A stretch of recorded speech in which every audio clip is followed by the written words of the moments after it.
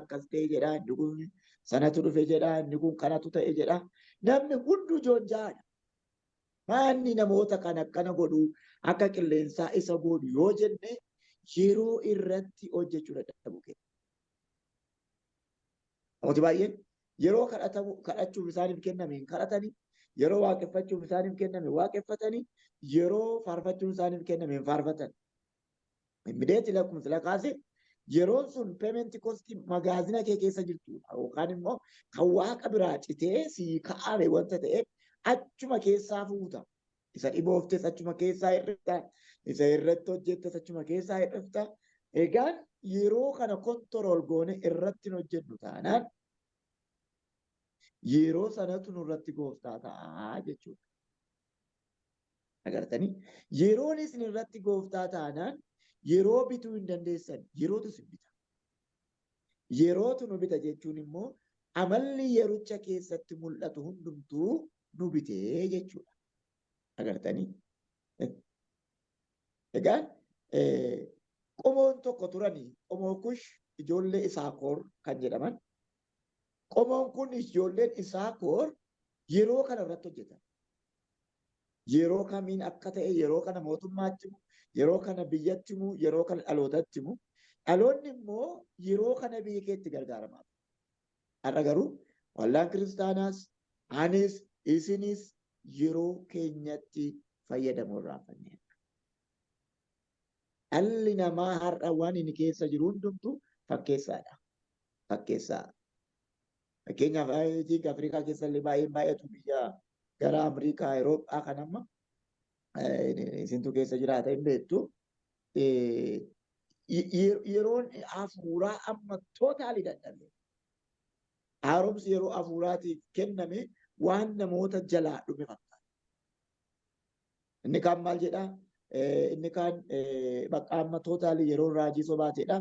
Inni kaan yeroo dhiirri wal fuudhu dhalaan wal fuudhudha jedha. Inni kaan immoo yeroo seexanaati jedha. Waan kana miti dhalaanis wal fuudhee habadu biyyaa. Dhiirris wal fuudhee habadu biyyaa. Inni carraa isaan murame. Aniif isin utuu yeroo irratti hojjenne dhaloonni hammeenya kamiifiyyuu akka inni hin saaxilamne beekuun nu jira. Amma aniif isin yeroo keessa jiru kana fakkeenyaaf mee waan tokko sitti agarsiiseen gara ergaa kootitti dhufa. Fakkeenyaaf sanbata haa jennu iddoo biraatti akkuma itti waaqeffattan guyyaa waaqeffannaatii haa jennu. Guyyaa waaqeffannaatii haa jennu. Guyyaa waaqeffannaa kana namoonni baay'een guyyaa cidhaa godhatu. Isaan kaan guyyaa lidatii godhatu. Isaan kaan immoo yeroo itti doogayii deemanii wal gaafatan godhatu. Har'a malee yeroon qabuu jedhu isaan. Yeroo guyyaa torba keessaa kun kan waaqaati jettanii keewwattan, yeroo keekii yoo godhattan, yeroo lidatii yoo godhattan, yeroo cidhaa yoo godhattan, itti gaafatamummaa isintu fudhatamu Waaqayyo fudhata. Sanbati isheen kan biraan deebitee dhuftu kan biraadha. Bara kee keessatti sanbatoota lakkaa'amanii guyyaa waaqeffannaa jedhanii sii kaa'aman ati ofii keetii Waaqaa wajjin waadaa galtee keewwatte keekiidhaan, lidatiidhaan, du'aan, cidhaan yoo keessaa hir'ifte eenyutti gaafatama? So barri kee sun guyyaan kee sun inni guyyaa waaqeffannaa sun keekiidhaan waan dhumeef yookaan cidhaan waan dhumeef bara isaa guutuu guyyaan sun waa'ee kee iyyaa akka jiraatu beektaa? Guyyaa Waaqayyoo muramee lidatiidhaan fixee jedhaa jira. Dhalli namaa kanaan gatii baasaa. Kana irratti namoota baay'eetu miidhame jira. Yeroon qonnaa yeroo makarii hin ta'u. Yeroon makarii immoo yeroo qonnaa hin ta'u. Yerooma Waaqayyo isaaf mure sana jiraata dhalli namaa. Yeroon du'aa yeroo jireenyaa hin ta'u. Yeroon du'aas yeroo dhalootaa hin ta'u. Yeroodhuma isaaf murame sana jiraata dhalli namaa. Gooftaan haa ulfaatu. Galanni Waaqayyoof haa ta'u. Kanaaf yeroo keessan kana akka warqeetti ilaallachuun salphina dhaloota kanaa inni guddaan yerootti fayyadamu wallaala. Lafa qabaatti yoon sin deebise Efesoon 5:16 sun maal jedhaa? Yeroo gadhee tokko dhufaa jedha. Yeroo gadhee ati boosseetti birmannaa dhabdu. Yeroo gadhee ati boosseetti deebii dhabdu. Agartanii? Al tokko dhiifama.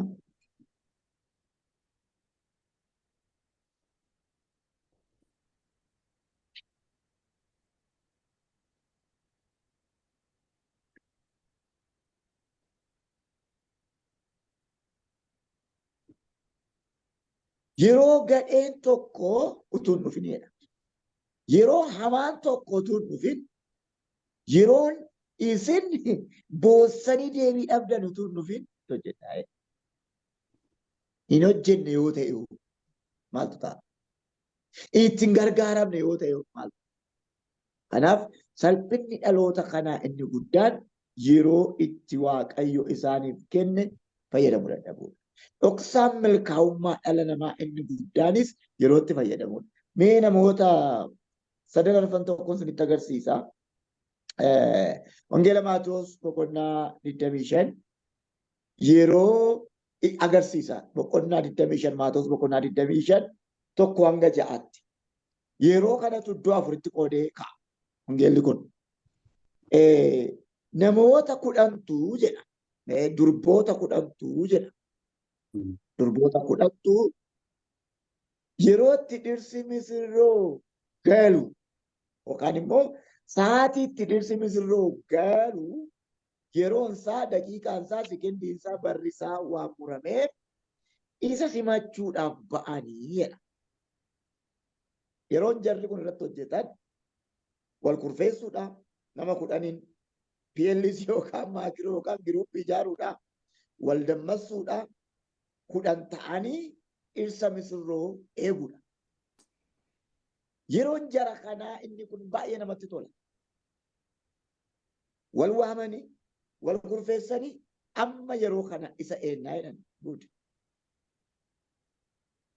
Dhirsi misirroo immoo galuu ture jedha.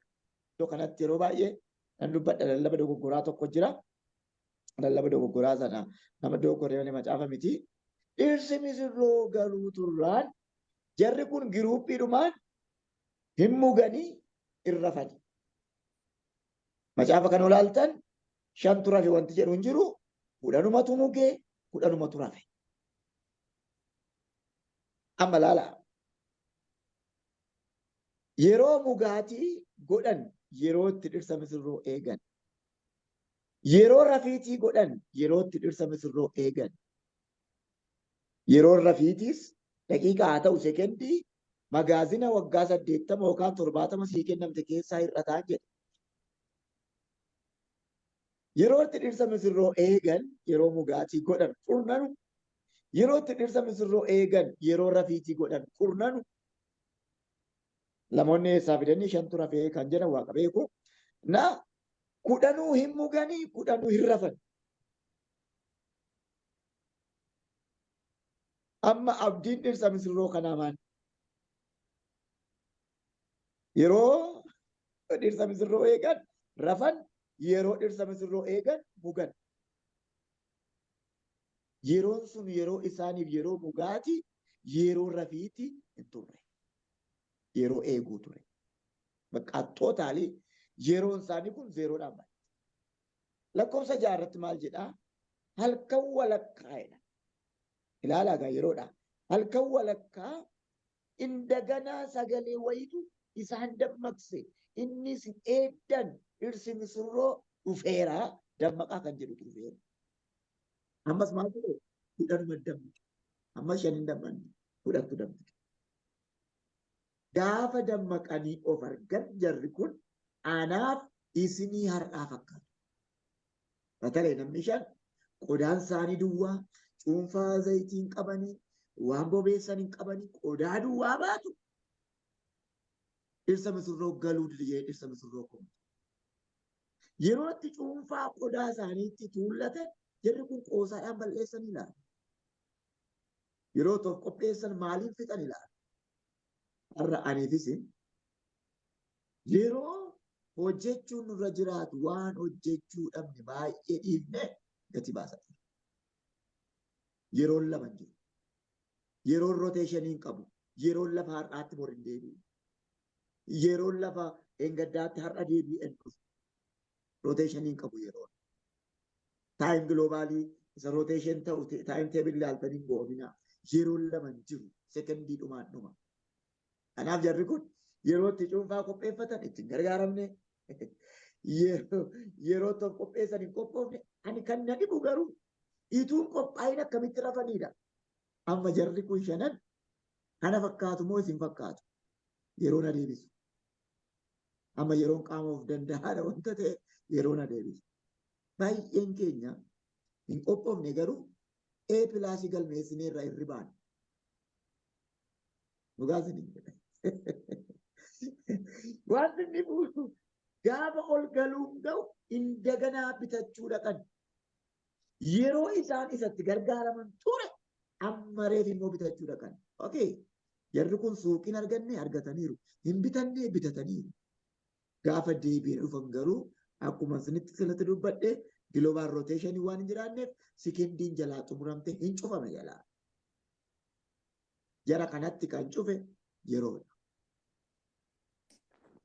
Zayitis bitataniiru yerootti itti cufe. Hirribaas dammaqaniiru yerootti itti cufe. Yeroon itti cufuu iyyuu duwwaa miti. Waan sin dhibu ansin hin beeku ittiin jedhe. Ansin hin beeku. Isa eegu. Isaaf manaa ba'anii. Jara kana leet kan godhe maanni akkuma koo akkuma keessan kana yerootti gargaaramuu dadhabu. Amma namni na dhaggeeffachaa jiru ana wajjin nama 66dha. Nama 66 kana keessa yeroon eenyu irratti bilookii ta'uuf taatila. Eenyuun gatuuf taati yeroon. Gooftaan nu haa gargaaru. Kanaaf kan sinin beeku tootaali. Kadhattaniittu, lallabdaniittu, faarfattaniittu yeroon isin gateera. Sinitti cufameera. Alaarmi lookii dha baqa hin jiru cufameera. Kanaaf deemaa baqa. Jarri kun maal ta'u jettanii yaaddamu? Jara kana qiddisinnaa miti kan gate. Asraata miti kan isaan gate yeroodha. Maaltu jettanii yaaddu? Har'a aniifisinis maakiroo sekondiitti jireenyatti darbuu dandeenya. Maakiroo sekondiitti immoo jireenya keessaa bahuu dandeenya yeroodha. Namooti baay'een har'a rakkinni isaanii guddaan isa jalqabaatti isin deebisa. Lafa jalqabaa Efesoon 1:10 yeroo murame sana ilma namaatiifis yeroo murame kenname jira. Seexanaafis yeroo murame kenname jira. Anaafisinis yeroo murame kenname jira. Yeroo murame sana fakkeenyaaf manuma kee keessatti achiin yeroo kadhataa qabdaa ta'aa jiru. Yeroo kadhataa kana fira kee tokko sitti dhufa. Hin kadhattamoon dhiifta. Ati kadhannaadhaaf waa irra jilbeenfattu qopheeffattee jilbeenfachuuf jettaa firri kee kabajamaan tokko immoo dhufee baaree rukuta. Warra manaa jedha. Hin kadhattamoo hin dhiifta. Yeroon sun maaliif murame laata? Yeroo keessummaatti simannu ta'amu yeroo kadhannu ta'a. Sigatti yeroon be careful. Ammas irra deebi'een jedhaa of eeggannoo. Ammas irra deebi'een jedhaa of eeggannoo. Yeroo.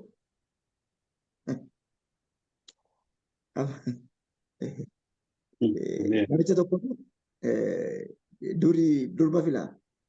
Durba kanas nan fuudhadhaa hin taatu. Durba kanas nan fuudhadhaa hin taatu. Agartee inni durba filaa umuriin isaa immoo gara jaarsaatti deemaa jirti. Ituma jedhu gaafa zeeroodhaan baay'atee maddiin isaa aayilaandii maraatuun irra jette fakkaatu amma immoo jaartii nutti heerumuun itti.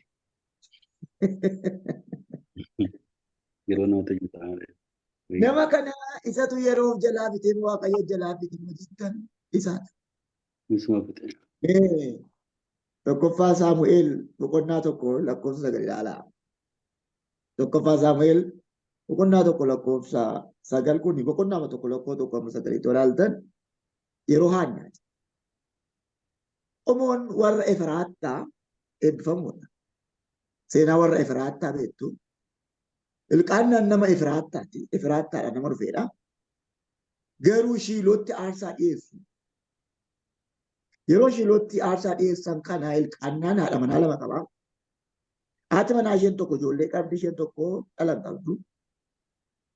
Ilqaannaan abbaan manaa kun immoo ishee dhala hin qabaanne Haannaa kana hin jaallata. Ga'aa kennamu keessaa harka lama isheedhaa kenna.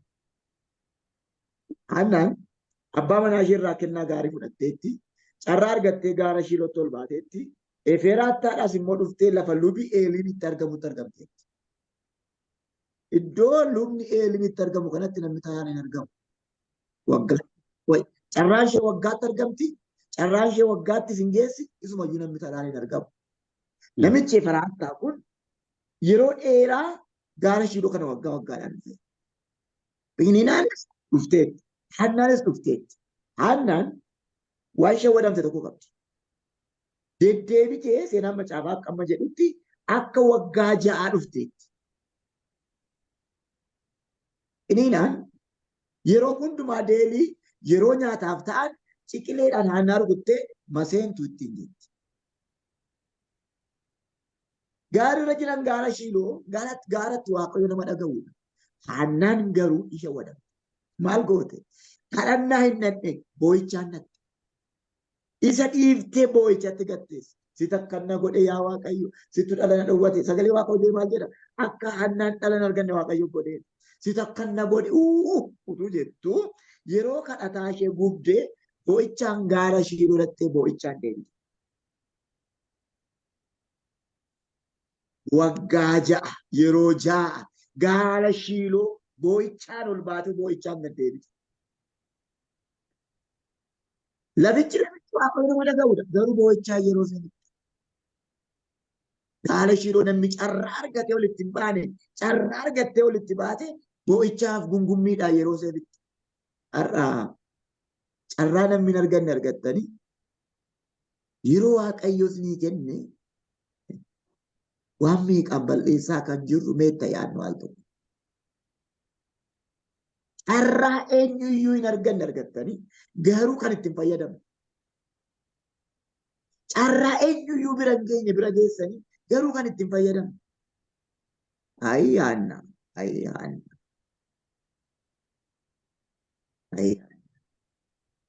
Gaara Shiilootti ol baatee yeroo balleessiti.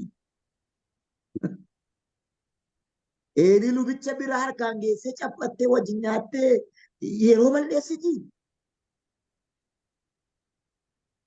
Kottaa ammas keessaa nama tokko maqaa dhoofnee dabarraa. Dubartiin kun akka abaluuti ittiin jenna. Meesinumtu akka koodha jedhaa darbaa. Isin namni gaafatu hin jiru ani waan jedhe na gaafattu isinumti mee dubartiin kun akka koodha jedhaa darbaa. Gaara Shiilootti ol baateen waa. Lakkoo 9 irratti garuu eega yeroon gubatee booddee waa yaadan. Haannaan Peniinaan akkuma kaleessaa dil gaafa gootee xumurtu amma reefu lafaa kaa'e. Yeroo kaleessa gubate eenyutu itti gargaarama? Amma reefu lafaa kaateetu gara Waaqayyootti dhiyaatte boo'acha jalqaba. Ayyaanna reefa isaa dammatti jiru. Waan tokko isinitti himu Waaqayyo yeroo mati kaatetti sii ka'a. Ameen. Waaqayyo yeroo masin dammaxxanitti isinii dammaqa. Reeffi lafaa ol taate waggaa darbe maal taate waggaa 2 baranaa maal taate 3 baranaa maal taate jaartiin kun maal yeroof jalaa fitti. So Waaqayyo Haannaa dhala dhowwate malee yeroo ittiin dheeressine kan yeroo ofitti dheeresse Haannaa mataa isheeti. Yeroo itti fayyadamuu dadhabde. Carraa gaara Shiiloo argattee boo'ichaa yeroo balleesse. Carraa gaara Shiiloo argattee gungummiidhaan yeroo balleesse. Baay'een keenya akkas. Hojii dhiiftanii mana kan teessan siif carraan ammaa yeroo mana taa'uutu hin ta'in yeroo kadhachuu ture. Yeroo gungumuu hin turre. Namoonni baay'een yeroo Waaqayyo isaaniif kennan beekan. Yeroo Waaqayyo isaanii kennatti gargaaramuu hin danda'an. Reef lafaa ol kaateetu hin dammatte. Moo tokko sirriitti dammaxxanii hin beektan ilaala. Al tokko waan nama dammaqsa. Ani maaliin ture jettanii beektan ilaala. Ani maaliin ture kaleessa. Yeroo kana maaliif waan barreessin? Yeroo kana maaliif kan hin dubbin? Yeroo kana maaliif hin baran? Ayi gaafa hojii dhaari'ame waggaa lama mana taa'e maaliif mana barumsaan gala? Hamman boonsan iyyuu yeroo ittiin deebiteen.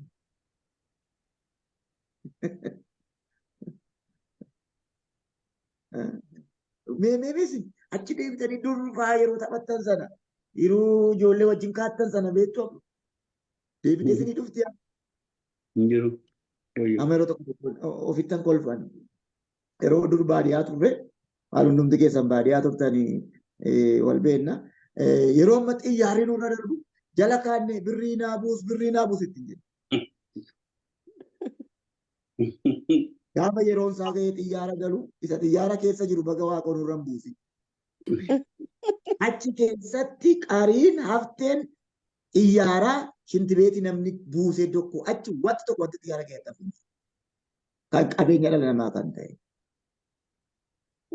Amma yeroo sana jenne har'a gaafan ta'ee yaadu maaliin ta'e xiyyaarri birrii buusamu. Maal jedhu dur biyya ganzab kaallee basamaay mangadaalle. Ani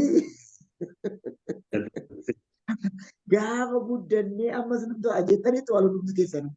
Amma gaafa teessan yeroo sana deebi akkuma kana waan baay'ee waan talleet gootan kan ofitti kofaltan jiraachuu danda'a. Aannan reef dammattee lafa halkaati.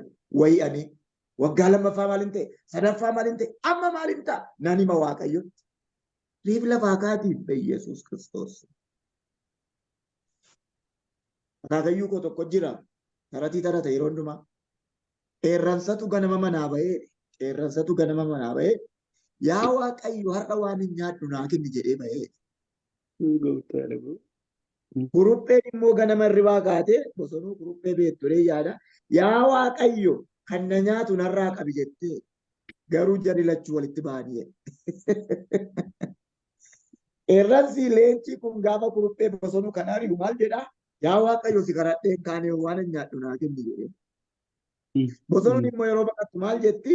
Yaa waaqayyo kan na nyaatu narraa qabi hin jenne waaqayyo rakkate bara. Utuma walabiyaanii bosonuu raftutti ba'ani. Bosonuu raftu irra jettee gaafa seen dabartu inni kun immoo isa qabatee nyaatee jedhe.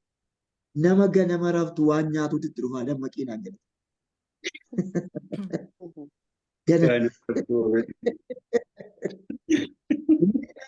Jedhee ganamaan ka'ee yerootti gargaarame hin nyaate. Inni na baasi jedhee ganamaan ka'ee yerootti gargaarame hin ba'e dhiba'aan hin nyaatame. As keessaa eenyutti farannee dabarra laata kana. Egaa kanaaf haannaan hin kaate. Yeroo dammattu waggoota kanaa gubate hundumaa sana dhiistee ammame bakka hidhii tochooftee kadhatte. Sabooddee machooftutti hin jedhe lakki hin machoofne waa waaqatti maa jedhama. Bara darbe maan himne waggaa lama baranaa naan himne sadii baranaa maan himne amma maal taate lakki garaa koo gadda qaba. Egaa giiftii koo yeroo mati kaatetti waaqayyo sii kaa waan garaan kee yaade kana waaqayyo sii fayyadu. Namichi namaa kadhatu iyyuu lubi achirra jiraan barre yeroo ittiin gargaaramne malee. Akkasuma jara tokko na kobalchiisa macaafaa kakuu haaraa keessaa hojii ergamootaa boqonnaa 16:25 kaatanii ilaaltan jara tokko na kobalchiisa. Mishinerii Sillaasee jedhamu har'uma wangeelaa bahee har'uma reebame. Har'uma bahee har'uma reebame. Yeroo baay'ee na yaadadha mucaan tokko keessa jiraate beeku Kanaadaa jiraata amma Kanaadaa galee jiraata Maariqoos jedhama Maarkii jedha feesbuukiinsa. Ijoollee kombaashinii keessatti guddise keessaa nama tokkodha. Akka mishinii dhugaa ba'aa jedheen yeroo Maariqoos waggaa 7 mishiniin ergi. Karaa marra dhaabadhaa wangeela baay'een barsiisee ergi. Gaafuma isa jalqabaa gadi ba'u Maariqoos qeesitti bahe. Qeesiin tokko gaafa Maariqoos hin giingaa iyyee Yesuus yaadinaan ittiin jedhu qeesiin kaballaatti kenne Maariqoos. Maariqoos bo'aa dhufe narguchiiftaadhaan jedhe. Mishiniin jalqabaan ulfaata. Phaawulos Sillaas yeroo jalqabaaf walii wajjin yeroo baanidha iddoon kun. Barnaabaas immoo yeroo jalqabaaf yeroo Phaawulos biraa deebi'edha iddoon kun. Hojii ergamootaa 15 irratti xumuraniiru jarri kun Barnaabaasii fi Sillaas mul'ata irratti gargar ba'an. Eenyummaa isaaniitu hin ta'in mul'ata irratti gargar ba'an. Sillaas maal jedhaa? Gara fuulduraatti adeemnee wangeela lallabnaa kan jedhu dhufee fi Phaawulos immoo namoota kaleessatti dhugaa baane deebinee ilaalla kan jedhu mul'ata dhufe. Mul'ata irratti gaafa walii galuu dadhaban Barnaabaas nama biraa wajjin Phaawulos immoo Sillaasee wajjin gara fuulduraatti adeeman. Gara deebi'anii namoota kaleessaa ilaaluutti gaafa deeman Phaawulos as keessatti teoloojii isaati kuni dogoggora sadan tokko dogoggoree tokko Phaawulositti kan iyyite qaallittiin kun fuuldura Phaawulosiin iyyine dugda duuba Phaawulosii iyyite. Kan isheen iyyaa deemtu dugda duuba Phaawulosii malee fuuldura Phaawulosii. Phaawulos garuu galagalee ifatee wayii tokko tokko yeroo si jalaa guba beektaa. Wanti si booddeedhaa iyyuu lakkoofsan qabu. Itti galagallaa hunda isaanii qabu. Isa dhiistee adeemnaan garuu waan meeqatu si fayyada. Phaawulos maaliif galagalee ifate? Kan booddeedhaa iyyitu. Galagalee gaafa ifatu achumatti misteekii guddaatu. Jaartiin kun jaartii polootikaadhaan machoofteedha. Jaartii seexanaan machoofteedha. Eega jarri kun dhufanii yaa mootummaa gibirri kee gadi bu'ee. Phaawulos siisteemii polotikaa hin beekan. Warri polotikaa yeroo siidhuu dhufan boombiis ofii baatanii dhufu, baandiraas ofii baatanii dhufu. Mana kee fattashuu gaafa dhufan hundumaa ofii qabatanii dhufu. Atiin qabamtaa mana kee keessaa argameenis wajjin qabu. Siisteemii polotikaas hin beeku Phaawulos. Jaartiin garuu ishee fixattuu qaba. Isa booddee tumanii manadhaa gaafa galchan Phaawulosiif Sillaas ganama naannoo isaatii 5 hidhamanii utuu madaa ilaalanii utuu qusul ilaalamanii utuu akka itti reebaman ilaalamanii yeroon jalaa halkanaa'e. Lakkoofsa 25 ilaalaa. Phaawulosiif Sillaas halkan walakkaa Waaqayyoon kadhatanii faarfatanii dhibaa'ummaa. Ganama hidhamanii galgala faarfatan. Isaan faarfatan irraa bane Waaqayyo. Yoo Phaawulos madaa ilaalan Waaqayyo irraa hin banne. Yoo Phaawulos bidi akkatti namitti na rukutte jedhan irraa hin banne Waaqayyo. Isaan faarfatan irraa bane. Hamman gungumtiyyuu sitti cufama malee irraa hin banamu. Harree biyya keenyaa tokko jirti. Hiikkachuu yaaddee naanneffatte numa naannofti yaadii ishee hiikkachuu dabarre. Manaa nyaatu utuma jedhu ofiiti eenyuun fakkaatti. Phaawulosiif Sillaas naannoo isaatii 5 lafa bariidhamanii abeet madaan hin ulfaatti akka itti na kabalee galte miilla lafaa fure na kabalee akkana na godhuutuu jedhanii yeroo fixan. Akkuma keenyarraa kana. Ayii waan abaluu na godhe ayii Waaqayyo hojii isaa saama kennu. Yoo ati kadhachuu fi baattee yoo hojii isaa numa kennaaf Waaqayyo. Ayii abaluu sirrii miti. Abaluu ituma jedhanii Phaawulos faa jalaa yeroo dhumte. Halkan walakkaa lafa lixan gaafa wallaalan hamamaan hin faarfatanii lakkoofsa 25 ilaala. Phaawulos jalaa Sillaas jalaa maaltu yeroo fixe Waaqatu isaan dhowwe moo yeroo isaaniif kennamte sana maaf akkas hin goone jettan egaa Waaqayyo nu haa gargaaru. Gaafa isaan faarfatan irraa baname namichumti isaan reebe gaafa isaan faarfatan akka isaanitti cuuban. Gaafa isin dammaxxanii yeroo Waaqayyo isinii kennetti gargaaramtan diinni hin jiru. Ameen. Diinumatu hin jiru. Maaliif beektaa? Yeroon ofuma isaatii faabriikaa rasaasaati. Yeroon ofuma isaatii. Ofuma isaatii faabriikaa rasaasaati yeroon. Gara dhumaatti gaafa fidu waan tokko si hubachiisee gara xumuraatti dhufa. Hamma lafa kanarra jiraatanitti kontolaata jirtu. Har'a ta'u bor hin beeknu kontolaata keessan hin fiddu. Yeroo kontolaata keenya fidnee gara lafa nuuf malameetti godaannu sekendii ishee wajjin daqiiqaa ishee wajjin waan hojjechaa turre hundumaa gabaasa laata. Tarii gaafa fuula abbaa keenyaa dhannu kana sekendii ishee maakiroo sekendii ishee wajjin gabaasa yeroo laannu yeroo kan baay'ee nu jalaa fixe yeroo akkamii ta'attanii yaaddu. Yeroo akkamii ta'attanii yaaddu. Amma Itoophiyaa keessa amantootas ta'u galgaa'ota uummata isaas ta'u yeroo inni hojjeturra yeroo inni dhugutu caala. Yeroo inni hojjeturra yeroo inni nama hamatu caala. Yeroo baay'ee namooti baay'ee yeroo isaanii ganama galgalaatti dhugaatitti dabarsu. amma rammaa kana amantoonni sagalgaa'onnis waan dhuganiif hin dhugina namaan jechuun hin cimaa. Sagalee Waaqayyoos immoo dhugaatii hin dhoowwine dhugaa jedheera sagalee Waaqayyoo. Fakkeenya 31:5 dhaqaa ilaalaa Waaqayyo dhugaatii iyyameera dhugaa jedheera. Al tokko akkasiin dingiggir jettanii ban jedhee isinis hin dhudhu wanta taataniif. Dhoksisanii dhudhu malee dhugaatiin iyyamaadha. Fakkeenya 31:5 irratti Waaqayyo dhugaatii gaafa iyyame ana dhowwe malee nama hundumaa hin dhowwine si dhowwe malee nama hundumaa hin dhowwine sagalee Waaqayyo maal jedha kan jireenyi itti hadhaa'ee fi kan du'atti dhiyaate hadhuguu jedhe. Warri duddan maqaa Yesuusin du'aa yoon jedhe amiin hin jettan ofumaan rakkate.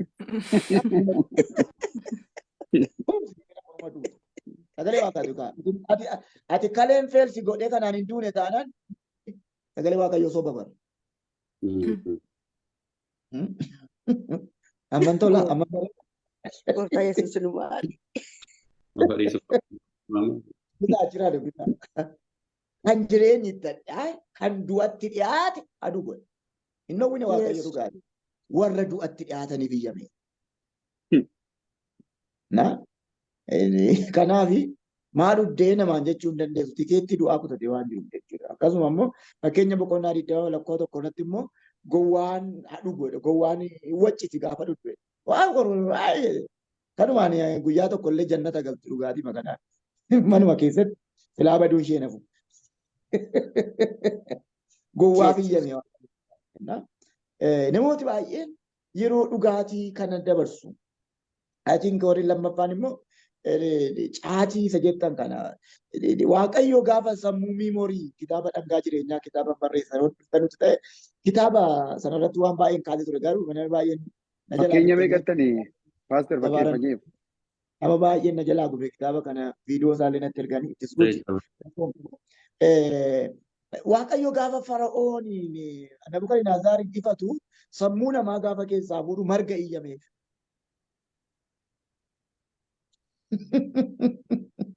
Marga nyaadhu ati horiidha.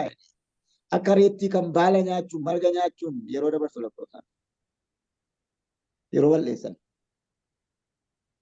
Fakkeenya meeqarra lakkoofsammaa? Waa'ee araqeeti. Waa'ee dhugaatiiti. Sin rakkiste 31 lakkoofsa 5-6 eebnaa dubbisee kunoo gad dhiisaniira.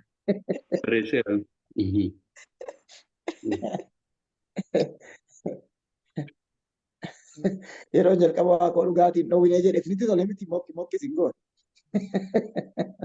Nanaasise. Inni kaan baala nyaachuu yeroo isaa fixa.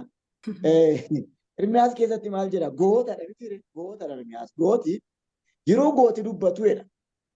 Afaan isaatiin abiddatu ba'a funyaan isaa keessaan aara abiddaatu ba'a jedha. Isa kana namoonni sijaaraatti hikkatanii sijaaraa tuutu gaanjaa tuutu.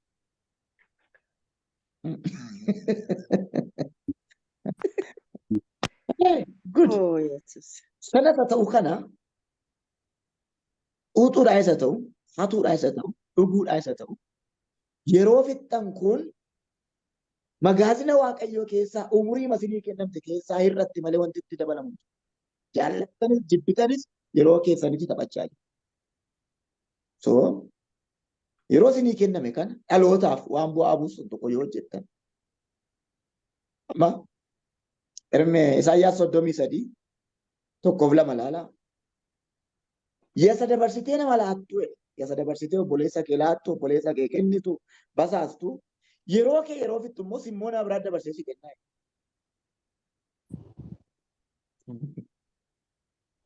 Hammumatti nama hamattu Waaqayyo nama si hamatu immoo sii kaasa yeroo isaatti. Hammumatti nama dhiibdu Waaqayyo immoo nama si dhiibu sii kaasa yeroo isaatti. Yerootu dhuma ka'a. Yoo gaarii gooti garuu dhalootaaf wanta ta'u biyyaaf wanta ta'u yeroo Waaqayyo sii kennetti gargaaramtee yoo hojjette garuu ati yoo duute illee seenaan himu. Hojii ergamootaa boqonnaa 2 laaltaniif lakkoofsa 28. Abaabilii keenya jedhu bartootatu. Dhaloonni akkasiina jedhan. Abaabiliin keenya Daawit bara jiraatu hundumaa hojii Waaqayyo ulfinaan hojjete kunoo du'ee asitti awwaalame dhaloota dhaabate akka jedhama. Baabiliin keenya Daawit yeroo lafarra jiraatu hundumaa yeroo isaatti gargaarame hojii Waaqayyoo ulfinaan hojjete kunoo du'ee asitti awwaalame. Jaallattanii jibbitanii dhaloonni boru waa'ee kee haasaa hin kaa'u. Amen. Ameen gooftaa Yesuus. Amma yeroo baay'ee Haayile Sillaaseen harka nutti kutee morma nurraa kutee harma nurraa kutee jedhamte. Ani dhugaama Waaqayyooti nan dhagaye malee hin argine. Dhuguma namoonni ani dhagaye. Wanti kun dhugaas haa ta'u sobas haa ta'u warra ammoo dhaloonni ekeraa Haayile Sillaasee sababa godhatee wal ajjeesaa jiru. Ituu mootonni darban sun yeroo dubbiin kun ka'u araara uumanii nagaa uumanii dhaloonni wal nyaatu. Gufuu na tarra keessa dhaloota boriitiif abidda. Gaarii na tarra keessa dhaloota waliitiif biddeera. Baabiliin keenya Daawiti. Dhaloota dhaabatee jedhama. Dhaloota akkasumaan keessa baabiliin keenya Daawiti bara jiraatu dhumaa. Hojii Waaqayyoo hojjetee ulfinaan kun awwaalame ilaa kun reeffisaa. Dhaloonni akkasii na jedhan. Ameen. Namicha tokkotu jedhani biyya biraa dhaqee jedhani biyya isaan beeku. Gaafa biyya biraa dhaqu eessa daawwatta jennaan iddoo awwaalchaa jedhee jedhan. Hafuura waraabessaa qabatee hin beeku. Daawwannaa jalqabaa iddoo awwaalaa bira gaafa dhaqu. Profeesera baluun dhalatee waggaa 2tti du'ee, dooktora baluun dhalatee waggaa 3tti du'ee jedha. Namichi mataa qabatee Yesuus Kiristoos ayi warra biyya alaa jedhee. Dhalattee waggaa 2 dooktoriidha.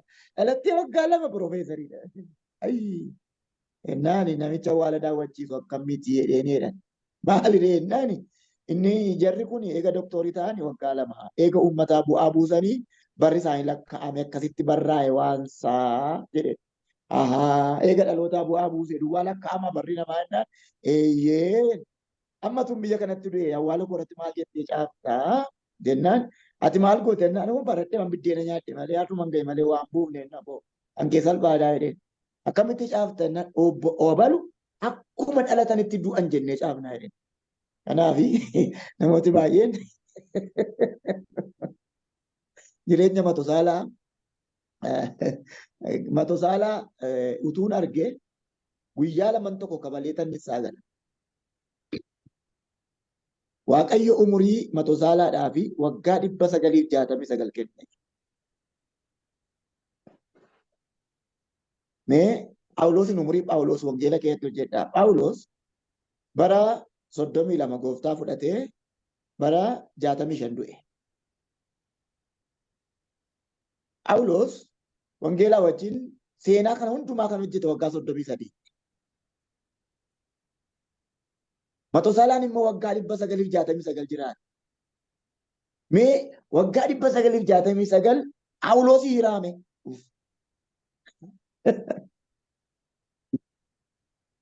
Seenaa Matosaalaa macaafa qulqulluun maal jedhee caafu? Fuudheera, mucaa godhateera, dhalcheera, nyaateera, dhugeera, shinti beetii dhaqeera, fincaa'eera, hageera, du'eera alaas.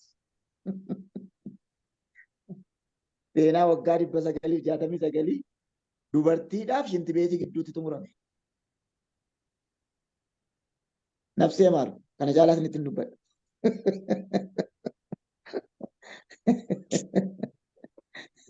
Okay, kan kee eessaaf eessa gidduutti xumuramaa jira.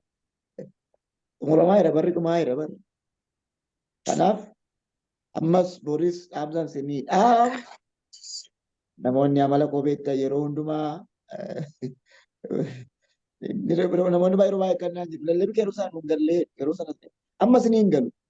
Laayif feesbuuk irra waan jiruuf booddee irra deebi'aa dhaggeeffadhaatii eger booddee amiin jedha gaafas ni galu. Kanaaf anki ilaa jarana jaallannu jibbinus waan dhugaa tokko isinitti mayyeessuuf deebi'ee dhufa. Amen. Garuu yeroo maaliin fixaa hin irra. Amma mana geemii, mana maalii. Namoonni yeroo Waaqayyo qabeenya kennuuf al tokko zanaa jedhu. Al tokko zanaa jechuuf hin dhufneeti. Bara jiraattu hundumaa zanaa jechuuf dhufe Waaqayyo wajjin. Amen. Kanaaf itti yaadaa yeroo itti gargaaramaa. Yeroo Waaqayyo isinii kenne hin balleessinaa. Gooftaan isin haa eebbisu. Amen. Lallabarraa xumuraa eebbifamaa. Ameen. Eebbifamaa Waaqayyo isin haa eebbisu. Ayyaana isaa isiniif haa eebbisu. Ayyaana isaa isiniif haa baay'isu. Waaqayyo si haa eebbisu Paaster eebbifamee eebbaaf se'e. Waaqayyo isin haa eebbisu. Eebbifama Paaster. Eebbifame barri kee jireenyi kee haa eebbifamu. Isin haa eebbisu Paaster eebbifamaa eebbaaf ta'a. Eebbifama. Eebbifame gooftaan isaa eebbisu barumsa ajaa'ibaadha. Kanatu ijoollummaa keenya kaanee barannee irra ta'e baay'ee namatti tola. Waaqayyo gooftaan isaa eebbisu. Hidda yeroo